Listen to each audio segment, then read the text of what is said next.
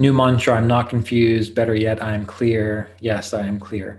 Yeah, you can use the mantra, I'm not confused, but you want to, the key to make that kind of stuff work is not just repeating over and over, I'm not confused, I'm not confused, or I'm clear.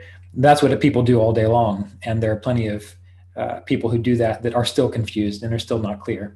So you have to remember that the way you do it, this is why I'm giving you so much emphasis towards imagination, is you have to really, what would you feel like in your body if you were not confused? And be like, yeah, this makes perfect sense. I get this. And I always try to encourage you to think about a time where something was revealed to you and you're like, oh, well, yes, this does make sense. Where all of a sudden it's like everything clicked and you're like, huh, yeah, what did that feel like? That's the feeling you have to bring up and sustain. And it might be hard and it might take effort, because if you're used to feeling confused, it's like going against the current. And sometimes when you're going against the current, you really have to paddle hard until you break through and you break out of that current. But you have to do it until the sense of, this makes sense. I get this.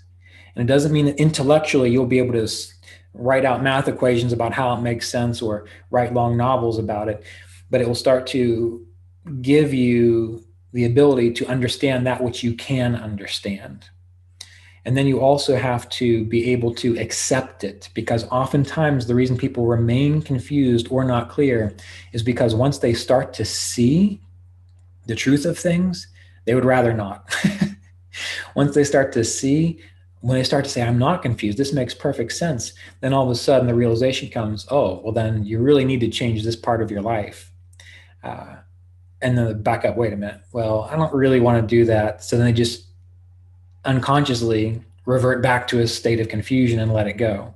So you have to be clear or understand that as you start to adopt and develop these states and feelings of, this makes sense, I get this, I feel my connection to the wholeness of life, that you also have to be willing and ready to live and do the actions that affirm that. It's like saying, I know it's a terrible thing to cheat on my spouse. It's just a horrible thing. And you can say that, but if you say it and then you still go and cheat on your spouse, what you are affirming is that it's okay to be a liar and to be manipulative, rather than someone who knows truly it's not a good idea to cheat on your spouse. It's just bad all the way around. Don't do it. When they say it, there's a sense of force behind it. There's a sense of truth behind it. There's a sense of that is accurate, because they're living it and they really know it's the truth. So you got to be careful and make sure that if you're going to start committing to a new way of being, that also requires that in order for you to truly grasp that, to get that, to move into that, you have to act as though that is true. Just like the individual who says, let's take a performer or a musician. I'm a great performer. I'm a great musician. And they really get into it and they feel it.